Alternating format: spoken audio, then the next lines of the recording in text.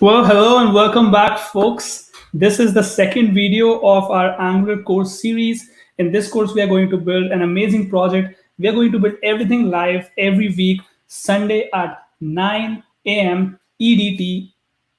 And the only reason we are doing this on Monday today is yesterday I was live for 40 minutes. We learned a lot of things, but my mic was turned off the whole time. So I was actually speaking to no one. I was looking at my screen, I was speaking and doing something for 40 minutes, but it turns out I was mute the whole time. So these things happen. Anyways, I'm here to just create another video on this, just to show you a recap. And today's agenda is that I will show you the GitHub repository. So yes, in the last video, we learned about Angular. In the last video, we learned how to create a new application, how to refresh the application when you change something in your Angular project. So we learned all sort of good stuff. We learned about what kind of project we are going to build. So if you're new to Angular and you don't know those things, well, just in the description down below, you will find a link to the first week's tutorial. I would highly recommend you to go through that if you don't know about Angular. If you are a little familiar with it, this week's tutorial is the best thing that you can start with. Apart from that, today we are going to show the GitHub repo. So this is the GitHub repo. I named the project NG Crypto. The link to this should be in the description down below. If not, I will soon show that. I will soon add that so that you can access this GitHub repository. Now, the way we are going to use this GitHub repo will be unique. So my aim is that the main or the master branch will always have the latest code. So anyone who wants to see the finished product, the finished code, should always go to the main or master branch. But let's say you are watching week three's video and you're watching maybe a month from now and you just want to see what code we added in week three. Well, I'll be making branches. So every week will be a different branch. So let's say you're watching video number 2, video number 3, video number 5. You should be able to see a branch named week 1, week 2, week 3, week 4, week 5, etc. in this project, so that you will always be able to go to the code that you are looking for and not just the final version. So we got that out of the way. Apart from that, we are going to learn Angular material. We are going to add and learn Bootstrap, and we are also going to create the layout of our application. And Kritika is actually here, and she says she's excited for the course. I'm happy that you are here, and we learn Angular together. And let's get started.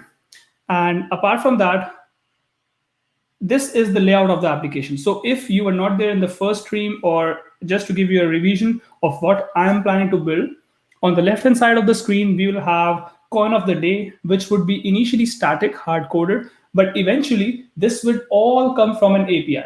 Nothing would be hard-coded in this application eventually, but we'll slowly build to that. Today, we'll just build the layout. We'll just make the boxes today. On the left-hand side, we have coin of the day. On the right-hand side, we have list of top 10 or 20 cryptocurrencies, maybe by their market cap, the top 20, and their current prices. Again, all of these things will be dynamic and they will be fetched through an API. And that's it. Let's create the layout of our application. So for that, what we need is we need Angular material and we need Bootstrap. So we'll go through both of those quickly. But before I start explaining you what Angular material is, I will actually start installing this in my application to save time. So to install Angular material in your Angular application, you just have to do ng add Angular material. I already created an application. This is just a starter application. So if you see over here, let me just add this first and then I'll show you. It is just the basic Angular starter application.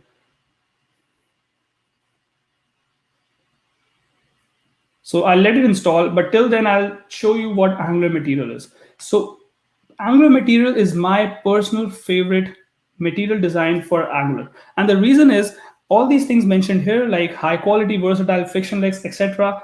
All of these things basically mean that this is the best resource you could use for Angular, because all of the components that this provides are already written in Angular. All of these are Angular friendly. So it gives us straightforward APIs. It gives us frictionless integration into any component that we want in our Angular application.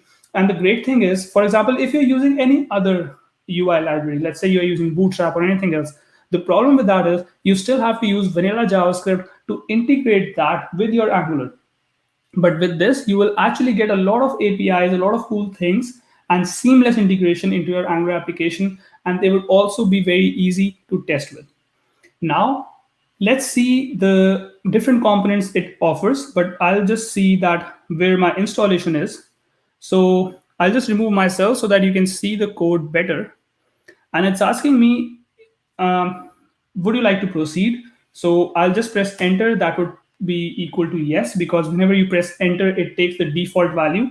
Now it's installing some packages. It might ask me a couple of more questions, but until then, I'll show you the components. So we have autocomplete, badge, bottom sheet, buttons, button toggle, card, checkbox, chips, some core components, date picker, divider, dialog. Dialog boxes are basically modals or pop-ups, you might say, expansion panel, form field, the grid, icons, list, input, and so on and so forth. I can't even name them all. There's so many and so amazing components that Angular provides. And if that was not enough, it also gives us different themes to choose from. So right now it's deep purple and amber, but we can also use indigo and pink. We can also use pink and blue, gray, which would be kind of a darker theme. Again, purple and green. So again, a dark theme. So really, you can actually customize your application without needing to write the code to change the theme. And that is so awesome. But it doesn't even end there. You can even create your own themes by simple methods. We'll probably see that later in the course, but today my focus is just to show you what Angular material is and everything that revolves around it. Now it's asking me if I want to, which theme do I want to choose? So we have again indigo pink, deep purple, amber, pink, etc. And then we also have a custom option. As I just said, we also have a custom option. I'll just go with the indigo pink just to keep it simple. And for rest of them, I'll just press enter so that I can select the default values. Yes, I want animations. And finally, it will do some changes in the background of our project, and Angular material will finally be installed in the background. Now, apart from that, until this happens, let me also show you another UI library that we will be adding in our project today, and that is Bootstrap. Bootstrap 5 was recently released, so if you don't know about Bootstrap, if you don't know what's new with Bootstrap 5, we already have a video on all the new things that Bootstrap 5 came out with. So I would highly recommend you to go through that. After this video ends, I'll also add a link to that video down in the description in case you are interested. So installing Bootstrap would be pretty straightforward and pretty simple.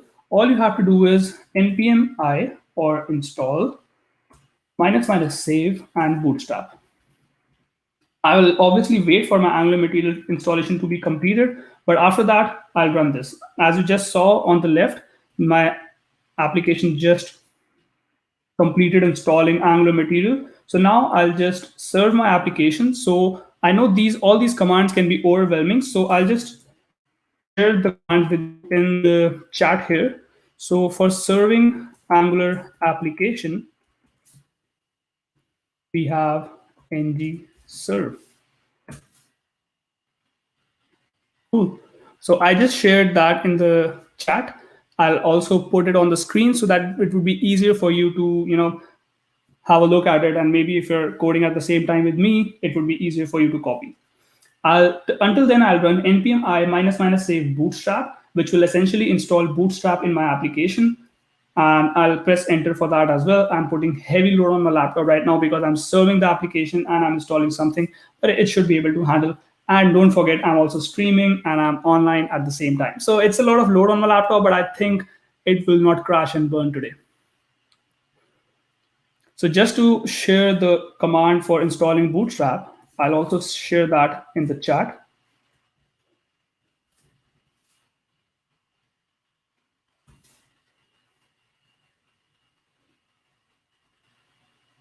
Okay, there you go. So it's still serving my application. Till then, I'll explain you what Bootstrap is. So Bootstrap is again one of my favorite UI libraries and component libraries. And the reason is that Bootstrap can be used with vanilla JavaScript, and it can be used without any front-end framework like Angular, React, Vue. It can be used with any kind of application, and it's really powerful to control your application. It gives a lot of components. I probably won't use the components much, but the best thing I like about them is the grid layout that they provide us. Now, I know I might get some kickback for using Bootstrap because some people prefer Tailwind CSS. Some people prefer vanilla CSS and CSS Grid, etc. But you know what? There's so many things out there. You don't need to follow everything. You can just pick one, and you will be able to build amazing websites with that. Until then, I'll just see if my project compiled. So let's put, so we have to go to localhost 4200 where our project runs. So this is, again, as I said, an initial Angular application. Nothing here is fancy. Nothing here is happening much. What I'll do is I'll remove all the HTML. I'll just add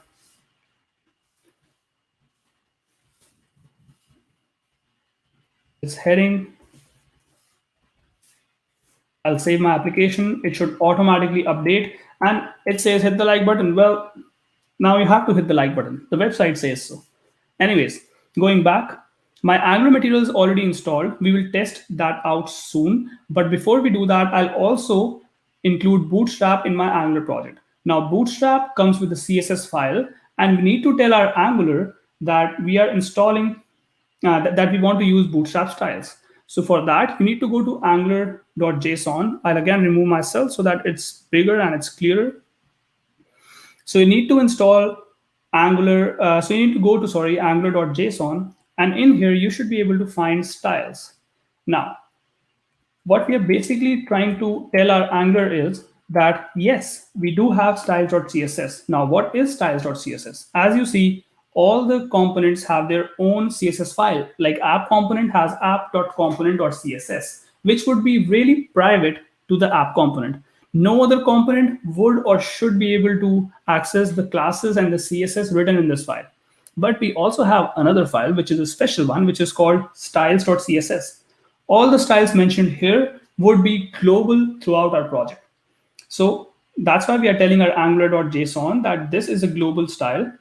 Our Angular material is a global style, but now we also installed Bootstrap, so that also needs to be a global style. So for that, all you need to do is you just need to go to the path of your Bootstrap, which is usually installed in node modules folder, inside Bootstrap, then dist, then CSS, then bootstrap.min.css.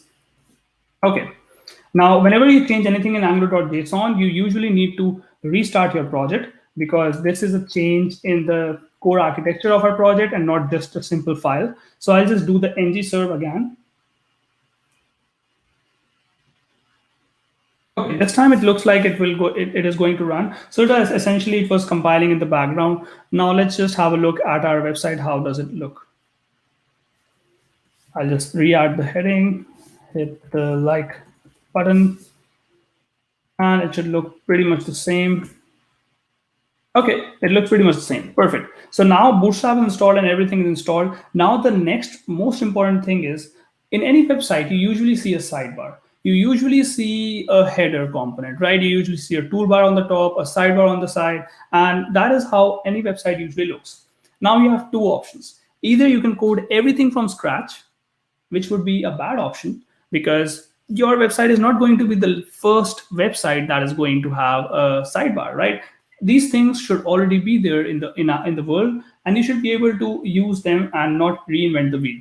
So for that, we'll be using Angular Schematics. Now, Angular Schematics is really, really powerful, and the reason is that it gives us some starter templates with Angular material and Angular, and we are using Angular 12. And for example, if I show you the navigation schematic, so this is the one we are going to use today. So let's just copy it and see the magic yourself. What I'll do is I'll run this command. I'll add my component name, right? I'll also share that command with you.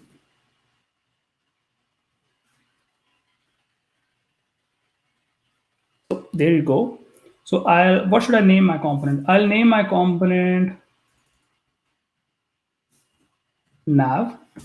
Navigation and nav should go hand in hand. It should be pretty straightforward. Now let's just see. Once it completes, let's see the magic. The magic is, okay, it's done. Let my app recompile. Now the magic is going to be, we're going to see a sidebar and a toolbar, which would be 100% responsive. Let's just see how it works. But nothing happened. I don't see them. Can anyone guess why? Any guesses why I can't see my component that I just created?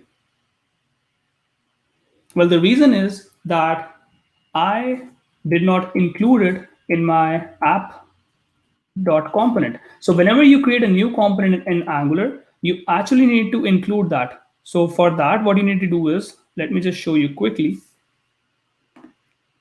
As you can see, this nav component was recently created, and this component must have a name.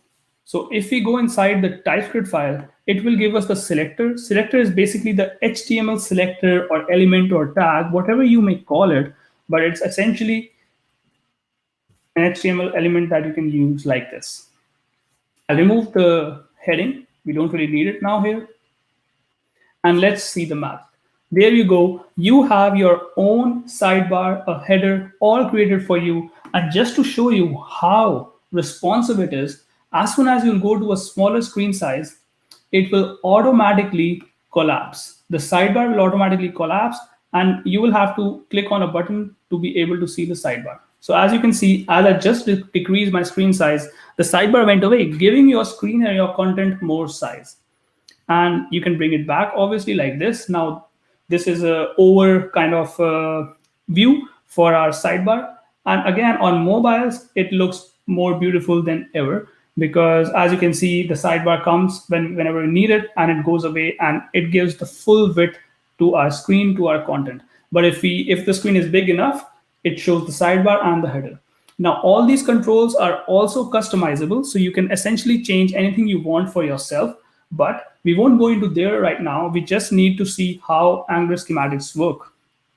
And this is a great example for that, right? You just saw how we can utilize it. Now inside this, it might have a lot of code, and we will go through that in the future sessions, in the future live streams, not today. Today, as you can see, it says add content here, right? So I'll add content here then. I'll just add the heading over here, and you will see everything will now be presented inside this white screen over here below the toolbar and on the right hand side of the sidebar. So there you go. You have your Angular material, Angular schematics installed in your application. Now what's next?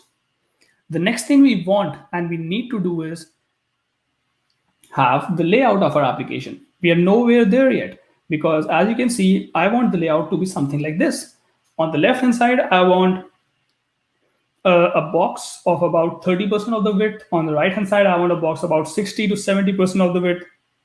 And then we'll also have some content inside them. So for that, we'll be using Bootstrap today. And I'll show you how Bootstrap works by basic, simple examples. And let's just go through them right away. Let's go to our nav component. Right, we are already inside. I'll remove the H1. I trust you have already hit the like button now, because the website was asking you to do so, not me. Now, in Bootstrap, you have two kind of containers. You can either use container or you can use container fluid. We'll start with container. We'll end up using container fluid later, but let's just go with the flow. Now, I'll just make this a little lower so that we have more space over here. Now, inside a container, Bootstrap works in rows and column format. So we can have a row, we can have multiple rows, and we can have multiple columns inside a row. Now, each row is divided into 12 columns. So let's assume these are our columns, 1, 2, 3, 4, 5, 6, 7, 8, 9, 10, 11, 12. Now, each row is divided into 12 columns. And if you need to take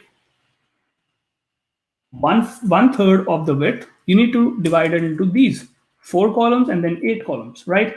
If you want to take half width for all your components, you need to divide into 6 and 6. And you can obviously do the math if you want to if you want to make the first one larger and the second one smaller, maybe you can do 8 and 2, maybe you can do 9 and 3. But let me show you how to actually do that. So for that, what I can do is I can write call 6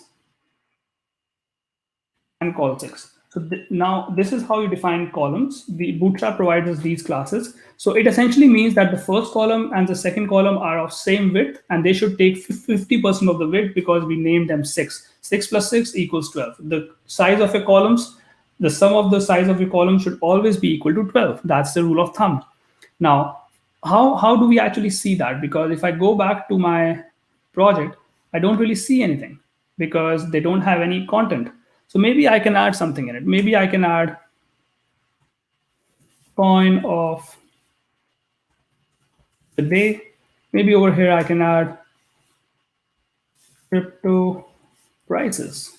Let's see if we can now check if it is actually okay. So these look like they're starting at the second one is starting at the center of the screen, about 50% of the width we have. But still, I'm not impressed because the problem is I still don't know if it was actually divided into two equal sized columns. So for that, what I can do is I can actually give this a background color temporarily, of course. I'll say BG dark.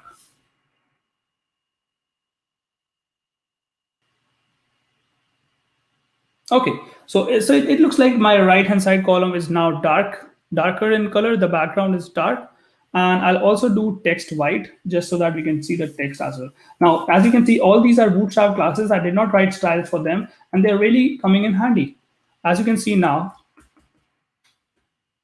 we have 50% and 50% width on both sides, and now we have our website working fine. After that, what else I can do is call says that yes, we want to divide our website into equal columns, but we can also divide our website based on the screen size, and we'll see that a little later. The next thing I want to do is I want to replace this with an actual component because everything in a website can and should become a component. And the reason is if I keep on writing the same code here again and again and again, the problem is that this website, this HTML file, nav.component.html, will be bloated with hundreds or thousands of lines. And I don't want that. I want a component to be here, let's say, which can be named coin of the day component or something like that, right? And I should be able to call that. So if I just do, now how do you create components? In Angular CLI makes creating components really easy. So all I need to do is ngGC or ngGenerate component. It's the same thing. GC is the short form. ngGC and then the component name, right? As always, I'll share that in the chat so that it's easier for you guys to see and easier for you guys to copy if you want, right? Okay, so what should I name my component? I'll name my component,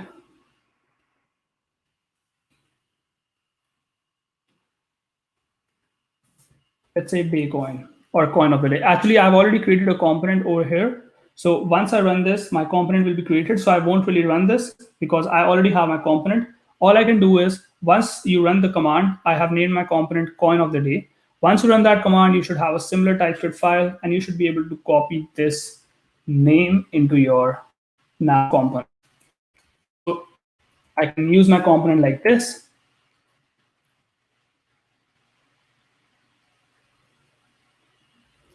I'll just remove everything from here. Okay, now my component is over here. I can write coin of the day. Okay, so I have the component on the left, right hand side. We are not using the component yet, but that's fine. Now, again, here we can have an actual Bootstrap. We can actually utilize Bootstrap classes. And as you can see, what I'm doing here is I have created a container. Now, I actually did all of this in yesterday's live stream. As you already know, yesterday I was live for 40 minutes, but I forgot to turn on my mic. So everything is created. Now, I just want to explain that with my voice so that it can be easier for anyone to understand and I don't make the same mistake again. So here I have, let's see how many rows do I have. I have 3 rows. In the first row, I have one column which takes the full width, so call 12, and I just have a heading that says coin of the day.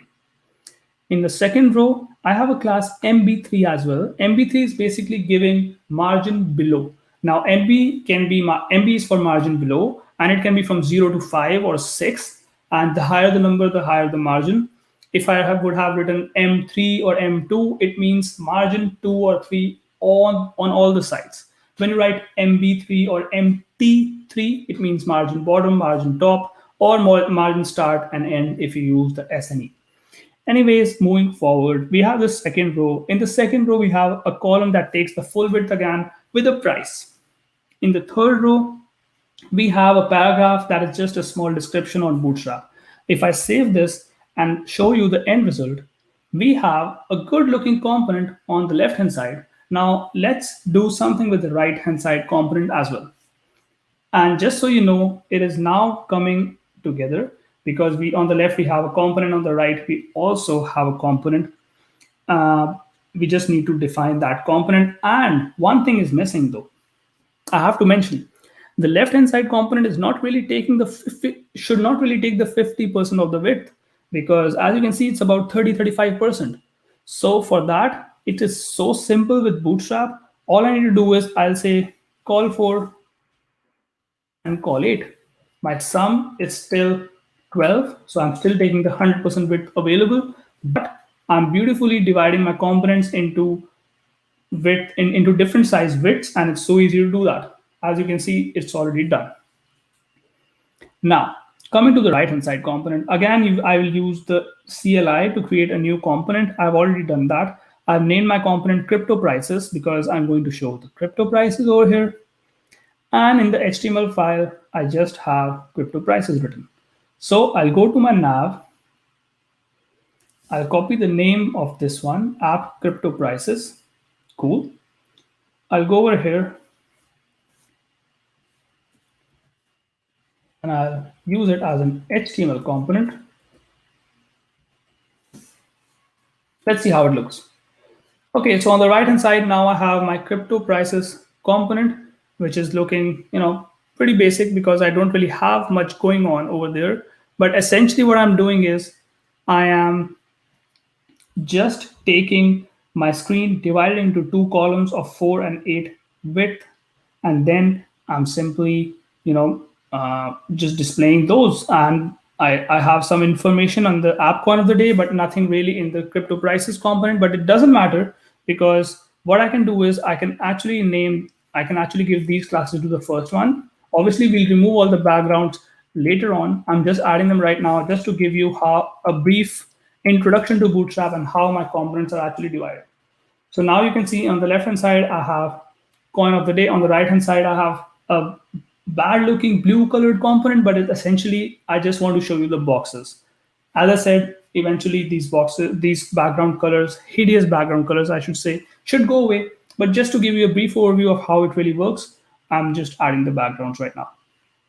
So there we go. There we go. We have actually used Bootstrap today. We have used material. We have used schematics. We have used Angular 12, and we have learned a lot today. So I won't really get into more details, but there's one thing I would like to improve before I end this stream. Now, if you see, if I go into a mobile view, my website is really looking cramped.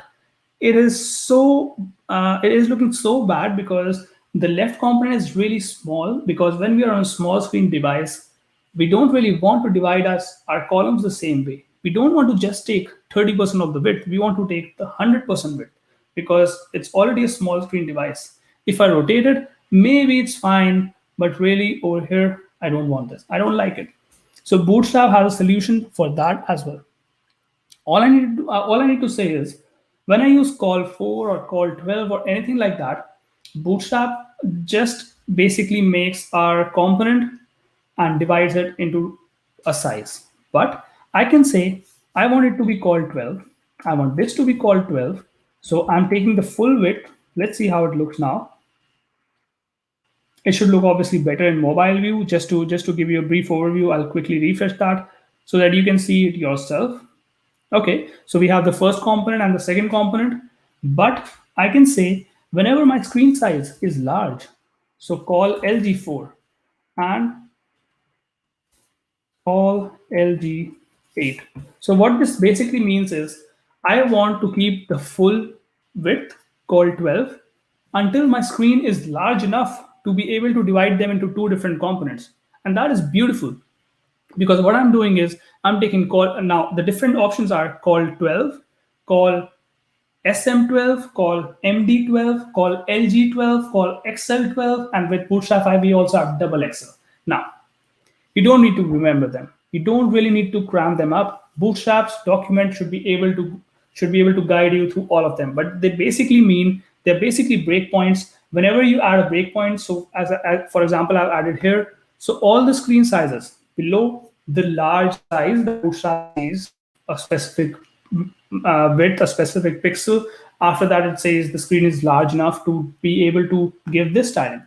So if I go back in my mobile view, you still see it is taking the full width, so called 12 when it's a small screen device.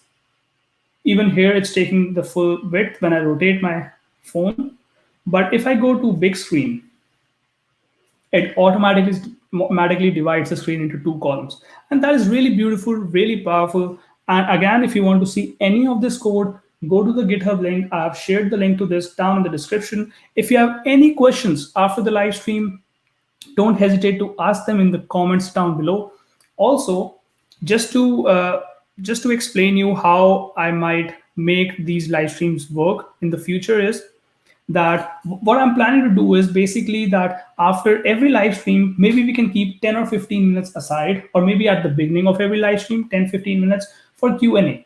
So basically, if you have seen the old video and you have some questions or you're stuck somewhere, I'll give you 10 to 15 minutes after every video to ask your questions. It will be just a Q&A session at the end of the video.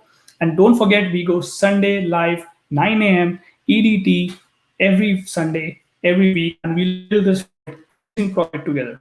And if you learn anything new, if you learn about Bootstrap, Angular schematics, material, anything, if you learn anything new, just let us know in the comments down below. Show the support by hitting the thumbs up button. It really means a lot to us.